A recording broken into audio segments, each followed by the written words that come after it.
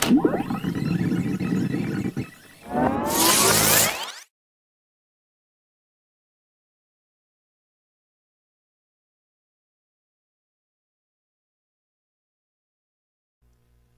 so welcome to my YouTube channel. This is CryptoChum Trader.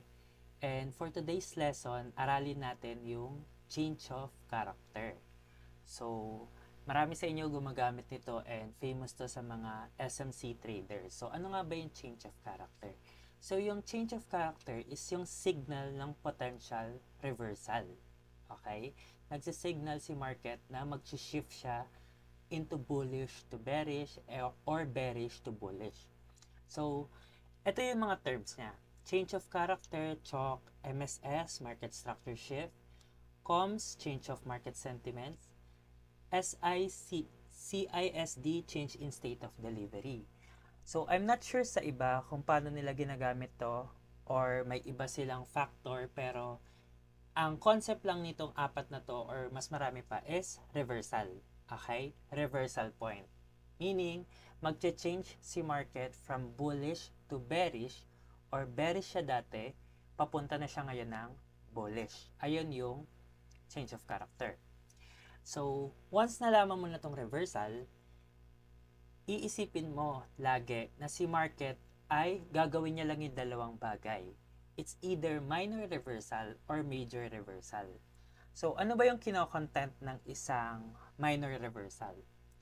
Pag sinabing minor reversal, ito yung action and reaction ng market or pullback. Kaya siya minor kasi pwedeng nag-pullback lang siya, parang ganito. Okay? Umakyat si market, tapos bumaba ulit. Dito sa dulo na to, minor lang yung reversal niya or minor lang yung pullback niya. Hindi talaga siya reversal na dadiretso dito pataas. Nag-pullback lang si market. Yun yung minor reversal. Ang major reversal is, dito siya galing sa major, tapos ito, dadiretso na yan hanggang dun sa pinagmulan ng pagbagsak. Yun na yung major reversal and makikita mo yon sa finishing structure from bull run to bear market. Okay? Makikita mo to sa higher time frame. So, next. Once natutunan mo na to, no, yung reversal, kung saan nagre-reverse si market, malalaman mo na kada liko ni market, from bullish to bearish, from bearish to bullish, lahat yun ay may reversal point. Okay? So, bigyan ko kayo ng example. Nyari dito. 1, 2, 3, 4, 5, 6, 7, 8, 9. Okay? Lahat ng dulo na yan is may kanya-kanyang reversal point. Or nandito sa 1 to 4. Change of character, market structure shift. And malalaman mo kung minor ba yung pagka-pullback niya or major. Okay? Lahat sila merong reversal point dyan. And so on. Okay? I hope nakakasunod. Next.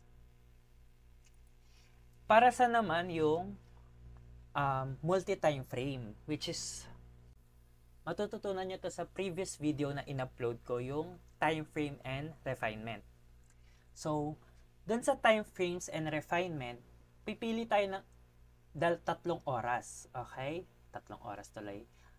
3 types ng time frame. So, this is 4 hours. Sabihin natin, 4 hours to.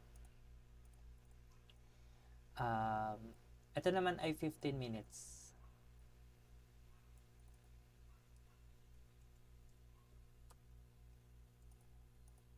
And ito naman ay 1 minute. Ay, 1 minute tuloy. 5 minutes.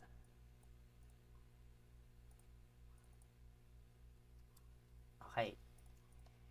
So, usually, itong 4 hours is yan yung pang major bias mo para malaman mo kung ano yung direction ni market sa higher time frame. So, ganito.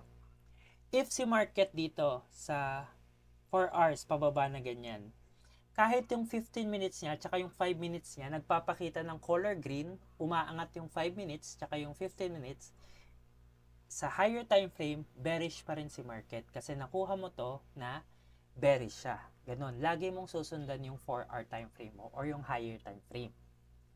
Next, 15 minutes is a confirmation para malaman mo na yung 4 hours mo is nagko-confirm. Kunyari, ang potential direction mo sa 4 hours is bullish. Yung 15 minutes, i-confirm niya kung nagbo-bullish ba talaga si 4 hours. And si 5 minutes, kino-confirm niya kung magbo-bullish si 15 minutes. Lahat sila pasok dapat sa criteria.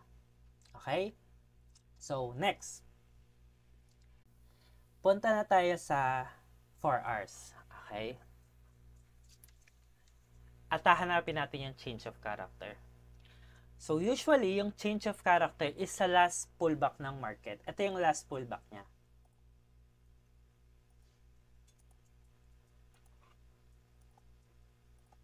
Okay, 4 hours to na change of character. Yan na yung last pullback niya. Since itong market na to, nakalagpas siya, ibig sabihin, kino-confirm ni market yung reversal ng 4 hours. Kasi nakalagpas si candle. Nag-close siya sa taas ng 4 hour. Meaning, yung buyer nakaangat from dito to dito. Okay? Diyan galing yung buyer na angat niya hanggang dito. Which is, malaki yung probability kasi 4 hours nga siya. So, 4 hours. Ngayon, makikita mo tong one leg na to from A to B.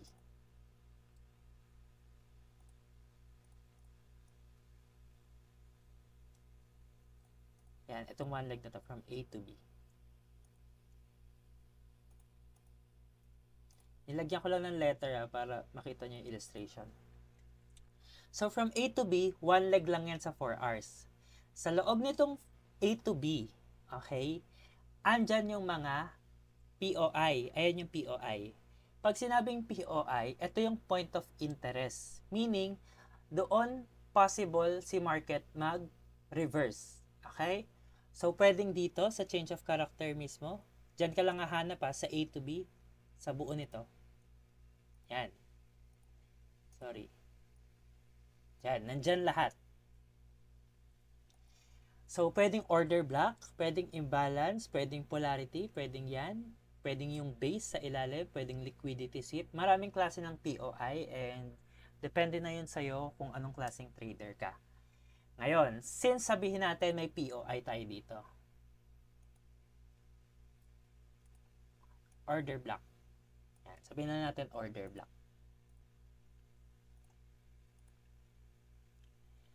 Ngayon, dito from A to B, okay, magkakaroon yan ng inside candle, which is yung 15 minutes. Ito yung 15 minutes, yung color red. Itong structure na to, nasa loob lang yan ng A to B, or ng leg ng 4-hour time frame. Okay? So, kahit itong 15 minutes, nagda-downtrend siya. In your mind, yung 4 hours mo is bullish. Confirm na yung bullish sa 4 hours kasi nga nakabasag ng change of character. So, sa 15 minutes kahit mag-downtrend yan, bullish ka pa din. Magda-downtrend talaga siya kasi kailangan niya mag-reverse para tumapik doon sa POI natin. So, let's say for example, gagawin niya ulit yon.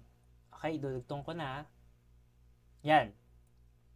Bumaba siya and tumama siya sa order block and napansin mo na tumama siya sa POI, kukunin mo ulit yung change of character. Ito ulit yung change of character niya.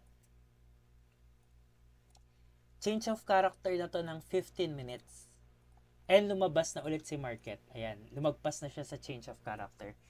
Meaning, yung 4 hours mo, bullish na. Yung 15 minutes mo, bullish na, confirm. Okay? Nakakasunod. So, pumasok na yung POI Ngayon, saan naman tong confirmations? Yung confirmation is, dun mo nga hanapin kung si market is magre-reverse na ba or hindi.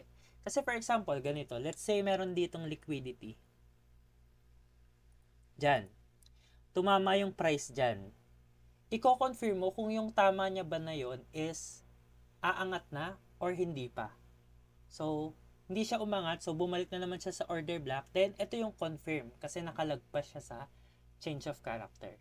So, yun, kailangan mo i-confirm. Next, so okay na tayo sa 15 minutes. Yan, same bias na yung signal. Yung 4 hours, check na, confirm. 15 minutes, confirm. Then, pasok na ulit tayo sa A to B ng 15 minutes.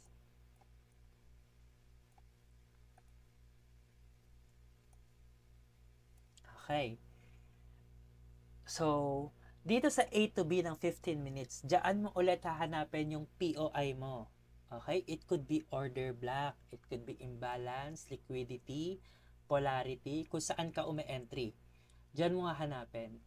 Then, let's say for example again, may order block dito.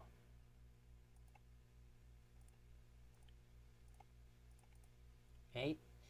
Tapos, bumaba si market dito sa, sabihin natin sa polarity. Diyan siya nag-reverse. Okay?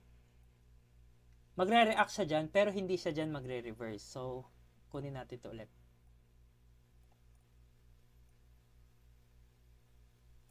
Yan. So, take note ha, nasa loob na tayo ng 5 minutes. Itong A to B ng 15 minutes time frame, inside candle niya lang tong 5 minutes. Okay? I hope nakakasunod. So, within this 5 minutes, sa POI mo, hahanapan mo siya ng confirmation. Dito ba siya magre-reverse? Dito ba siya magre-reverse? Kailangan mo i-confirm. Kasi what if hindi siya dyan nag-reverse? Kung bumaba pa siya dito. Yan, dyan pa talaga siya magre-reverse dito sa area na to. Okay? Kaya mo kailangan i-confirm. Ano ba yung confirmation na hinahanap? Kailangan mo makita yung change of character or malagpasan niya yung previous pullback. Okay? So, let's say sabihin natin yung previous pullback niya is nandito or yung change of character niya ulit.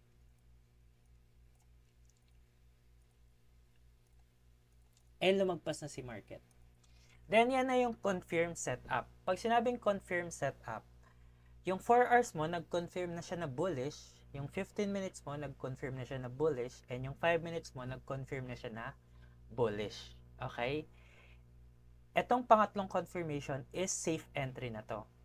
Ito yung conservative entry, and ito yung aggressive or risk type of entry. Kasi 4 hours pa lang yung confirmation pero pumasok ka na. So, dito mo makikita yung types ng entry. Okay, kung basic ba, advanced, or yung nagre-refine pa. So, if you want to know more about time frame and refinements, nasa previous video yon and tinapik ko na yun doon. So, let's say for example, basic entry tayo. Sa basic entry, since nandito ka papasok sa OB, ganyan na agad yung entry. Sorry. Okay, ganyan. Nasa ilalim lang yung stop loss. Yan yung basic. Okay? Or risky type of entry. Ngayon, kung gusto mo mag-refine, dito ka sa 15 minutes papasok. Once na tumama siya sa order block, dun ka rin papasok and magre-refine. Ganito. Halos same lang, pero kung mapapansin mo, yung stop loss mo is, wala siya sa 4 hours na previous low. Nasa 15 minutes previous low siya. Nandito sa A ng 15 minutes. Okay.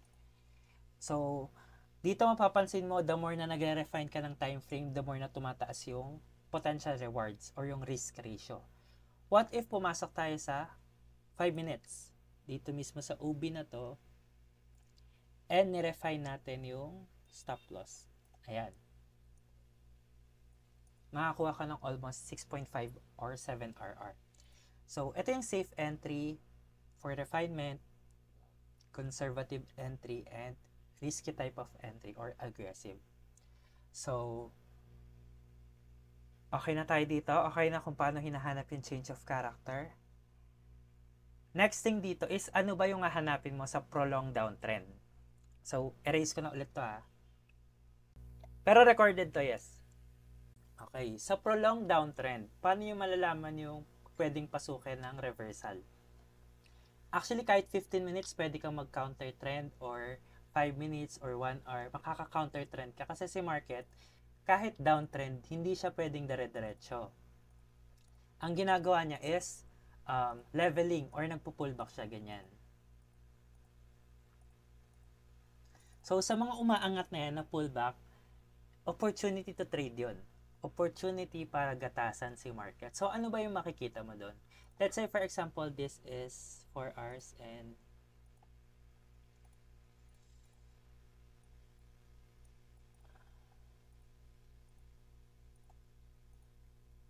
yan.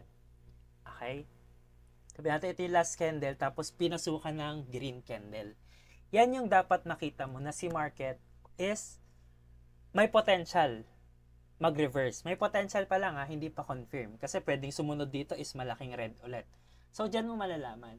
Para malaman mo na may potential si market mag-reverse, dun mo ipapasok yung change of character dito. So, kailangan nyo mag-close above. Okay? Pero kung nandyan lang siya, ano lang yon, potential pa lang. So, ganyan yung makikita nyo. So, not necessarily na ganito yung itsura. Kahit ganito yan, or ganito, or ito, hammer. Basta pinasukan siya ng green, pwede mo na makita potential. Kasi itong green candle na to, basta healthy, galing pa yan sa higher time frame. Ibig sabihin, effort ng buyer yan. Biruin nyo, ito yung downtrend, tapos naiangat ng color green hanggang dito. So, effort yon. Effort. Next. Once na-confirm mo na to sa 4 hours, hahanapin mo yan dito. Yun yung sinasabi na sa POI mo, magko-confirm ka. Okay? Pwede mo kasi yung POI ito.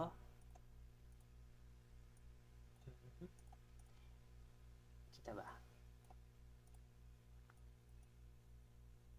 Pwede ka dyan mag-POI or pwede ka dito mag-POI. Pero makikita mo yung valid na POI sa ganitong itsura ng candle, which is kailangan mo mag-browse ng candle confirmations. So, pwedeng dito makakita ka ng ganitong example, pero hindi siya ganun ka-strong. Paliit na paliit. Sorry. Hindi siya ganun ka-strong, meaning hindi siya makalabas. Okay? So, pag hindi makalabas yung buyer sa area na to, ibig sabihin, gusto pa niyang bumaba. So, dito mo ulit hahanapin yung ganitong itsura. Prolonged downtrend, tapos pinasukan ng green na candle na significant. Hanggat lumagpas dito sa change of character mo. And repeat, ganun din sa 5 minutes. What if si market hindi gumanto tapos hindi nagpatuloy umangat? Then, aabangan mo lang ulit si market bumaba hanggang gawin niya ulit yung ganito. Ganun lang yun. Pag hindi niya ginawa yun sa 15 minutes, babalik ka sa 4 hours.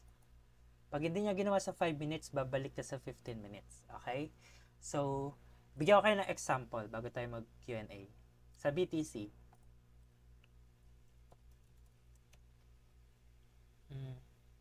Bitkit. Okay. So, 4 hours to. Yan. Ito yung mga example na si market is nag-reverse. 1, 2, 3, and 4. Okay?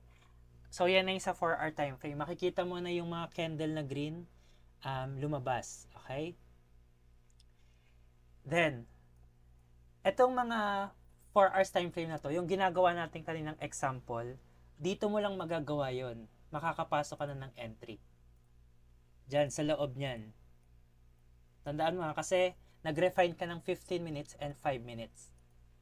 Makakapasok ka na bago pa itong upsurge na to or itong movement na to pataas. Nakapasok ka na dito sa ilalim. Kasi nga, nagre-refine tayo. So, diyan makakapasok ka. So, sa ganitong scenario, hindi advisable na i-target mo yung dulo ng market. Let's say, for example, the highest is, yan, nasa 72. Napaka-unrealistic na pag nakapasok ka dito, i-targetin mo yung upper niya. Okay? Kasi itong point na pinasukan mo, hindi siya major pullback. Nasa minor pullback ka lang, so ang kukunin mo, minor structure lang, TP mo pang minor lang din. Hindi mo siya pwedeng targetin sa taas. Unless makuha mo yung pinaka-bottom nito. So, dito pa lang, kahit dito lang, pwede mo nang i-take profit yan. Lalo na pag nag-refine ka.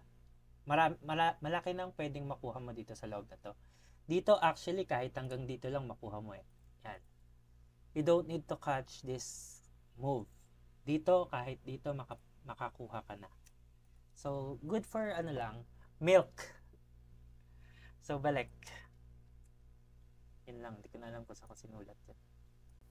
So, I hope clear. Kaya siya advance. Ganun kasi yung criteria niya. Kailangan mo mag-refine and kailangan mo confirm. So, kung nararamihan ka sa confirmations na kailangan i-check, I suggest i-practice mo muna siya sa chart and hanapin mo, kahit hindi ka mag-real trade, hanapin mo yung ganito.